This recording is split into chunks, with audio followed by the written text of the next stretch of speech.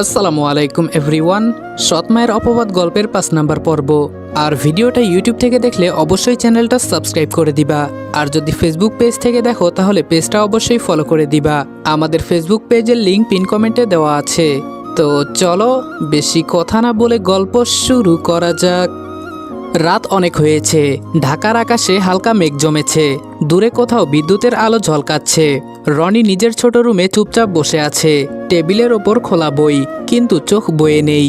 মনে বারবার ঘুরছে আজকের ঘটনাগুলো, নীলার কথা, লাইব্রেরির মুহূর্ত, আর রেস্টুরেন্টে রাকিবের চুপচাপ সাহায্য করা। সে আস্তে করে দীর্ঘশ্বাস ফেলল। মানুষ এত ভালো হয় কিভাবে? ঠিক তখন দরজায় টোকা পড়ল। রনি দরজা খুলতেই দেখে রাকিব দাঁড়িয়ে আছে, হাতে 2 কাপ চা। একটা কাপ রনির দিকে এগিয়ে দিতে দিতে রাকিব বলল, এই নে, এত রাত পর্যন্ত জেগে থাকলে চা লাগে। রনি কাপটা হাতে নিয়ে বলল, ধন্যবাদ। রাকিব রুমের ভেতরে ঢুকে বিছানায় বসে বলল, তুই আবার কি ভাবছিস এত? রনি কিছুক্ষণ চুপ থেকে বলল, কিছু না। রাকিব হেসে বলল, তোর কিছু না মানে অবশ্যই অনেক কিছু। রনি এবার নিচের দিকে তাকিয়ে ধীরে বলল, আমি আসলে অভ্যস্ত না এসবের সাথে। রাকিব বলল, কিসের সাথে? রনি আস্তে আস্তে উত্তর দিল, এভাবে কেউ পাশে দাঁড়ায় না সাধারণত। রাকিবের মুখের হাসিটা একটু নরম হয়ে গেল। সে আস্তে করে বলল, সব মানুষ একরকম না রে, কেউ কষ্ট দেয়, আবার কেউ কষ্ট কমাতেও আসে। রাকিব রনি বিভিন্ন কথা বলে আড্ডা দেয় অনেকক্ষণ। পরের দিন সকালে কলেজ ক্যাম্পাসে আজকে অন্যরকম একটা পরিবেশ। সিনিয়রদের গতকালের ঘটনার কথা প্রায় সবার মুখে মুখে। ক্লাসে ঢুকতেই কয়েকজন ফিসফিস করে বলতে লাগলো, ওই যে রনি, ওই কালকে সিনিয়রদের সামনে দাঁড়িয়ে মুখের উপর জবাব দিয়েছিল। রনি এসব শুনেও কোনো প্রতিক্রিয়া দেখালো না, নিজের জায়গায় গিয়ে বসে বই বের করলো। নীলা আস্তে করে এসে তার সামনে দাঁড়ালো। আজকে এত চুপচাপ কেন? রনি তাকিয়ে বলল, আমি তো সবসময় চুপচাপ। নীলা ঠোঁট বাঁকিয়ে বলল, না, আজকে একটু বেশি। ঠিক তখন ওই ক্লাসে ঢুকলো সেই সিনিয়র ছেলেটা। সবাই মুহূর্তে চুপ হয়ে গেল। সে ধীরে ধীরে রনির সামনে এসে দাঁড়ালো। রাকিব ফিসফিস করে বলল, আবার কি শুরু করবে নাকি? কিন্তু সবাইকে অবাক করে দিয়ে ছেলেটা বলল, কালকে একটু বেশি হয়ে গেছে।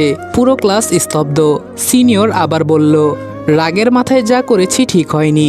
রনি শান্ত গলায় বলল, ঠিক আছে। ছেলেটা কয়েক সেকেন্ড তাকিয়ে থেকে চলে গেল। নীলা অবাক হয়ে বলল, এত সহজে মাফ করে দিল? রনি হালকা হাসল। রাগ ধরে রাখলে মাথা ভারী হয়। রাকিব সাথে সাথে বলল, এই জন্যই বলি তুই মানুষ না, তুই একটা সাধু। সবাই হেসে উঠল। অন্যদিকে ঢাকার সেই অন্ধকার গলি। রাসেলের দলের সাথে বসে আছে পাভেল। সামনে টেবিলে টাকা, সিগারেট আর কয়েকটা মোবাইল। রাসেল টাকা গুনতে গুনতে বলল, দেখেছিস, ঢাকায় টাকা কামাই করতে মাথা লাগে, ভয় না। পাভেল ঠোঁট বাঁকিয়ে বলল, গ্রামে থাকলে এত টাকা কোনোদিন দেখতাম না। রাসেল মুচকি হেসে বলল, তুই আমার সাথে থাক, আরও দেখবি। ঠিক তখন দলের আরেকজন দৌড়ে এসে বলল, ভাই সমস্যা হয়েছে। রাসেল বিরক্ত হয়ে বলল, কি হয়েছে? ছেলেটা হাঁপাতে হাঁপাতে বলল, কাল যে দোকান থেকে টাকা নিয়েছিলেন লোকটা থানায় গেছে। এক মুহূর্তে পরিবেশটা বদলে গেল। রাসেলের চোখ শুরু হয়ে গেল। পুলিশে গেছে?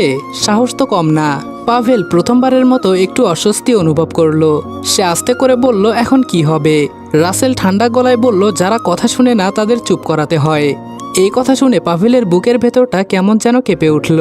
কিন্তু পরক্ষণেই নিজের মনকে শক্ত করল, কারণ এখানে মাত্র কয়েক ঘন্টায় যত টাকা ও পেয়েছে ততটা বাড়িতে থাকতে ও 1 মাসেও পেত না।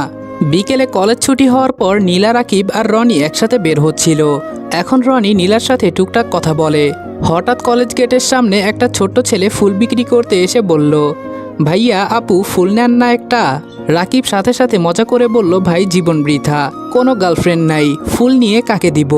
ছোট্ট ছেলেটা রনিকে বলল, নেন না ভাইয়া, সারাদিনে একটা ফুলও বিক্রি হয় নাই। রনি কিছুক্ষণ ছেলেটার দিকে তাকিয়ে থাকলো। হয়তো ছেলেটার মাঝে নিজের প্রতিচ্ছবি দেখতে পেল। তারপর পকেট থেকে টাকা বের করে পুরো ফুলের ঝুড়িটাই কিনে নিল। রাকিব, নীলা অবাক। ছেলেটা খুশিতে বলে উঠল, ভাইয়া, আল্লাহ আপনার ভালো করুক। ছেলেটা চলে যেতে রাকিব চোখ বড় বড় করে বলল, তুই পুরো দোকান কিনে ফেললি? রনি শান্তভাবে বলল, ওর দরকার ছিল। নীলা চুপচাপ রনির দিকে তাকিয়ে রইল। তার বুকের ভেতরটা অদ্ভুতভাবে নরম হয়ে গেল। রনি হঠাৎ ফুলগুলো নীলার দিকে বাড়িয়ে দিয়ে বলল, এগুলো তুমি রাখো, আমার রুমে রাখলে শুকিয়ে যাবে। নীলা অবাক হয়ে ফুলগুলো হাতে নিল। তার গাল হালকা লাল হয়ে গেছে। রনির কাছ থেকে ফুলের ঝুড়ি পেয়ে নীলার মনের মাঝে হাজারো প্রজাপতি উড়ে বেড়ানোর অনুভূতি হলো। রাকিবের ব্যাপারটাই খারাপ লাগলো, তবে ও কিছু বলল না। নিজের মনের সব খারাপ লাগা দূর করে নিজেকে স্বাভাবিক দেখানোর মিথ্যা অভিনয় করে নীলা ও রনির সাথে বাড়ির দিকে এগিয়ে যেতে লাগলো। রনি, নীলা আর রাকিব পাশাপাশি হাঁটছে। নীলার হাতে এখনও সেই ফুলের ঝুড়ি। সে মাঝে মাঝে চুপচাপ ফুলগুলোর দিকে তাকাচ্ছে, আবার আর চোখে রনির দিকেও তাকাচ্ছে। রাকিব আজকে অস্বাভাবিক চুপ। সাধারণত সে সবসময় হাসি ঠাট্টা করে, কিন্তু এখন কেমন যেন গম্ভীর হয়ে হাঁটছে। তার চোখ একবার নীলার হাতে থাকা ফুলের দিকে যায়, আবার নিঃশব্দে অন্যদিকে সরে যায়। হঠাৎ আকাশে বিদ্যুৎ চমকালো, তারপর মুহূর্তেই ঝমঝম করে বৃষ্টি নামলো। সামনের একটা দোকানের ছাউনির নিচে গিয়ে তিনজন দাঁড়ালো। বৃষ্টির ফোঁটাগুলো রাস্তার আলোয় চিকচিক করছে। চারপাশে কেমন ঠান্ডা নীরব একটা পরিবেশ। নীলা ফুলের ঝুড়িটা বুকে জড়িয়ে ধরে দাঁড়িয়ে আছে।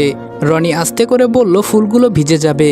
নীলা মুচকি হেসে বলল, সমস্যা নেই, কিছু জিনিস একটু ভিজলে আরো সুন্দর লাগে। কথাটা শুনে রনি কয়েক সেকেন্ড চুপ করে রইল, আর পাশেই দাঁড়িয়ে থাকা রাকিব নিঃশব্দে দুজনকে দেখল। তার বুকের ভেতরটা কেমন হালকা ব্যথা করলো, তবুও মুখে কিছু প্রকাশ করলো না। বৃষ্টিটা আরো জোরে নামছে। রনি পাশের দোকান থেকে 3 কাপ গরম চা নিয়ে এলো। 1 কাপ নীলার দিকে বাড়িয়ে দিয়ে বলল, ঠান্ডা লাগবে, এটা নাও। নীলা মুচকি হেসে কাপটা নিল। তার হাতে এখনো ফুলের ঝুড়ি।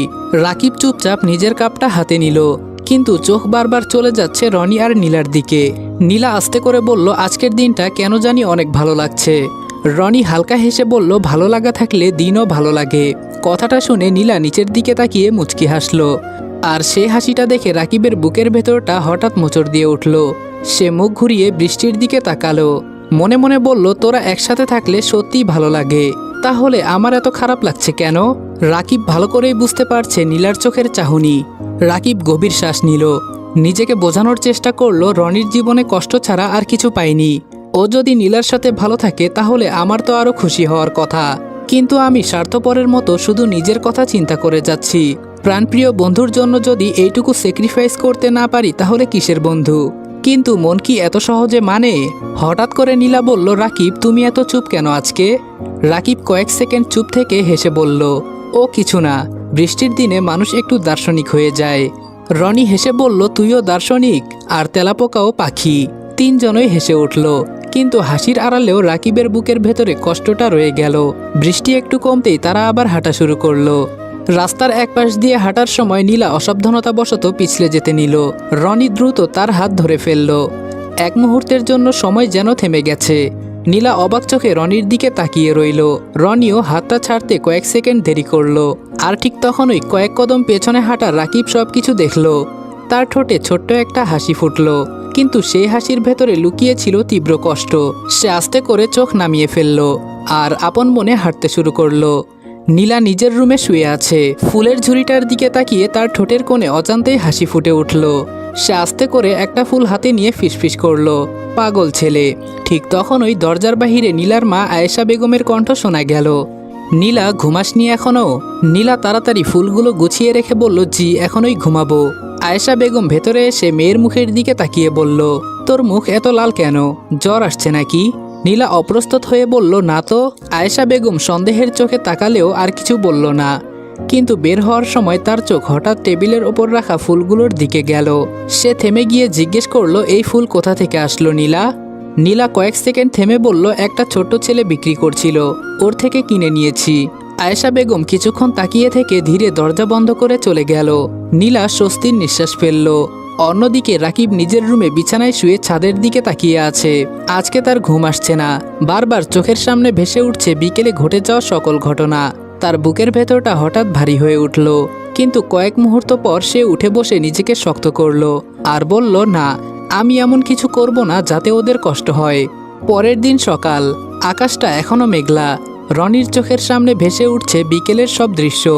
নীলার ঠোঁটের মুচকি হাসি, ফুলগুলোকে বুকের সাথে আগলে রাখা, আর সবশেষে রাকিবের অদ্ভুত চুপচাপ হয়ে যাওয়া।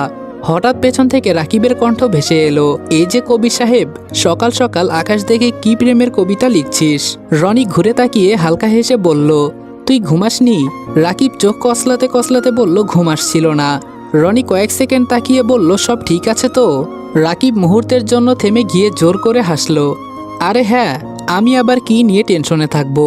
রনি বলল, রাকিব, মিথ্যা বলার চেষ্টা করিস না। কাল থেকে তোকে অস্বাভাবিক লাগছে। আমি তো তোর বন্ধু, তাই না? কোনো রকম সমস্যা হলে আমাকে বল। রাকিব হেসে জবাব দিল, আরে ধুর, আমার আবার কি হবে, কিছুই হয়নি। রনি কিছুক্ষণ ওর দিকে তাকিয়ে রইল। তার মনে হচ্ছিল রাকিব কিছু একটা লুকাচ্ছে, কিন্তু জোর করলো না। ঠিক তখনই নিচতলা থেকে রাকিবের মায়ের ডাক ভেসে এলো, তোরা এখনো নামিসনি, নাস্তা ঠান্ডা হয়ে যাচ্ছে। রাকিব দ্রুত উঠে দাঁড়িয়ে বলল, চল আগে খেয়ে নেই, পরে তোর দার্শনিক জেরা শুনবো। রনি হালকা হেসে মাথা নেড়ে ওর পেছনে পেছনে নিচে নামলো। ডাইনিং টেবিলে বসে আছে সবাই। রাকিবের মা নাস্তা দিতে দিতে বলল, রনি বাবা, তোর মুখ এত শুকনা লাগছে কেন? ঠিকমতো ঘুমাসনি নাকি? রনি ভদ্রভাবে বলল, জি আন্টি, ঘুম একটু কম হয়েছে। রাকিব সাথে সাথে বলে উঠল, ও রাত জেগে কবিতা লিখে। রনি বিরক্ত হয়ে বলল, চুপ কর তো। সবাই হেসে উঠল, কিন্তু হাসির মাঝেও রাকিবের চোখে একটা চাপা ক্লান্তি স্পষ্ট ছিল। আমেনা বেগম সেটা খেয়াল করলেন। তিনি বললেন, রাকিব, তুই ঠিক আছিস তো? রাকিব চমকে উঠে বলল, ঠিক আছি মা, আমার আবার কি হবে? ওদের খাবার খাওয়ার মধ্যে মাহবুব রহমান এসে খাবার টেবিলে বসতে বসতে বলল, রাকিবের মা, আমি তোমাকে কাল 3 লক্ষ টাকা দিয়েছিলাম রাখার জন্য, ওটা নিয়ে আসো তো। আমেনা বেগম খাবার প্লেট ওনার দিকে এগিয়ে দিয়ে বলল, আচ্ছা আপনি খাবার খান, আমি নিয়ে আসছি। আমিনা বেগম চলে যেতেই মাহবুব রহমান রনি ও রাকিবের দিকে তাকিয়ে বলল, কি খবর বাবারা, কেমন আছো তোমরা? দুজনেই একসাথে উত্তর দেয়, জি ভালো। মাহবুব রহমান আবার জিজ্ঞেস করে, তোমাদের পড়াশোনার কি খবর, কলেজ লাইফ কেমন চলছে? রনি উত্তর দিল, জি অনেক ভালো। মাহবুব রহমান রাকিবের দিকে তাকিয়ে বলল, কি ব্যাপার রাকিব, তোর কি মন খারাপ? আফরিন বলল, ভাইয়ার কি হয়েছে কে জানে, কালকে থেকে মুখ ফুলিয়ে বসে আছে। রাকিব আফরিনকে কিছু বলতে যাবে, তার আগে আমেনা বেগম সেখানে এসে বললেন, আপনি কি কাল সত্যি 3 লক্ষ টাকা দিয়েছিলেন? মাহবুব রহমান বলল, হ্যাঁ 3 লক্ষ টাকাই ছিল, আমি তোমাকে মিথ্যা বলতে যাব কেন? আমেনা বেগম টাকাগুলো মাহবুব রহমানের হাতে দিয়ে বলল, তাহলে এখানে 2.5 লাখ টাকা কেন? আমেনা বেগমের কথা শুনে ডাইনিং টেবিলের পরিবেশ মুহূর্তেই থমথমে হয়ে গেল। মাহবুব রহমান হাতের গ্লাসটা ধীরে টেবিলে রেখে বললেন, কি বললে, 2.5 লাখ? আমেনা বেগম টাকার বান্ডিলগুলো টেবিলের উপর রেখে বললেন, আপনি নিজেই গুনে দেখেন। আমি তো অবাক হয়ে গেছি। মাহবুব রহমান ভ্রুকুচকে এক এক করে টাকা গুনতে লাগলেন। পুরো টেবিল নিস্তব্ধ। কিছুক্ষণ পর তিনি গম্ভীর গলায় বললেন, ঠিকই বলেছ, 50,000 কম। আফরিনের মুখ হঠাৎ ছোট হয়ে গেল। এত টাকা হঠাৎ করে কোথায় যাবে? রাকিব বিরক্ত হয়ে বলল, মা তুমি অন্য কোথাও রাখনি তো? আমেনা বেগম মাথা নেড়ে বললেন, না, কাল রাতে নিজের হাতে আলমারির লকারে রেখেছি, সকালে বের করতে গিয়ে দেখি কম। রনি চুপচাপ বসে সব শুনছিল। তার চোখে মুখে কোনো প্রতিক্রিয়া নেই, কিন্তু বুকের ভেতরটা ধীরে ধীরে ভারী হয়ে উঠছে। ঠিক তখন রান্নাঘরের দিক থেকে কাজের মহিলা রহিমা খালা এগিয়ে এলো। হাতে তার ভেজা কাপড়, মুখে কৃত্রিম অবাক ভাব নিয়ে বলল, কি হয়েছে আপা, সবাই চুপচাপ কেন? আমেনা বেগম দীর্ঘশ্বাস ফেলে বললেন, টাকা কম পাওয়া যাচ্ছে। রহিমা খালা চোখ বড় করে বলল, হায় আল্লাহ, এ বাসায় আবার চুরি? এত বছর শুনলাম না 1 টাকা চুরি হয়েছে, আজকে হঠাৎ চুরি হবে কেন? কথাটা বলেই সে ধীরে ধীরে সবার মুখের দিকে তাকালো।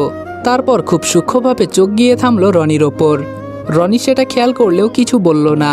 তবে কি আবার তার উপর টাকা চুরির অপবাদ দেওয়া হবে?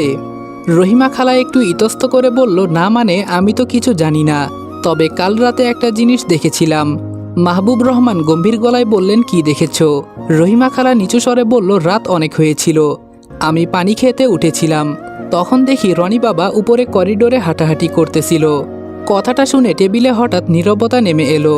আমেনা বেগমও একটু থেমে গেলেন। রনি আস্তে করে মুখ তুলে বলল, আমি বারান্দায় দাঁড়িয়েছিলাম কারণ আমার ঘুম আসছিল না। রহিমা খালার সাথে সাথে বলল, আমি তো শুধু যা দেখেছি তাই কইলাম বাবা, এখন আবার টাকাও নাই, তাই একটু সন্দেহ হইতেছে আর কি।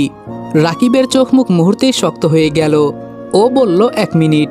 সে ধীরে চেয়ার থেকে উঠে দাঁড়িয়ে বলল, আপনি কি বলতে চাইতেছেন, রনি টাকা নিয়েছে? রহিমা খালা ভান করা ভয় নিয়ে বলল, আরে না বাবা, আমি কি এমন বললাম? আমি শুধু বলেছি এই বাড়িতে আমি এত বছর ধরে কাজ করছি, কোনোদিন টাকা চুরি হতে দেখি নাই। রনি বাবার আসার পরই এমনটা হলো। আর আমি তো এটাও শুনেছিলাম ওনার বাবা ওনাকে টাকা চুরির দায়ে বাড়ি থেকে বের করে দিয়েছে। নিজের বাবা তো শুধু সন্দেহের উপর নিজের সন্তানকে বাড়ি থেকে বের করে দিবেন না। রাকিব ঠান্ডা কিন্তু শক্ত গলায় বলল, রনিকে আমি যতদিন ধরে চিনি ও নিজের জিনিস ছাড়া অন্য কারো একটা টাকাও ছুবে না। রনি আস্তে করে বলল, থাক রাকিব, বলতে দে। কিন্তু তার কণ্ঠে চাপা কষ্ট স্পষ্ট ছিল।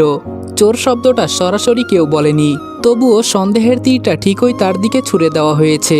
রহিমা খালা আবার বলল, তাও একটু খুঁজে দেখলে ক্ষতি কি, আজকাল মানুষ চেনা বড় কঠিন। এইবার রাকিব সত্যি রেগে গেল।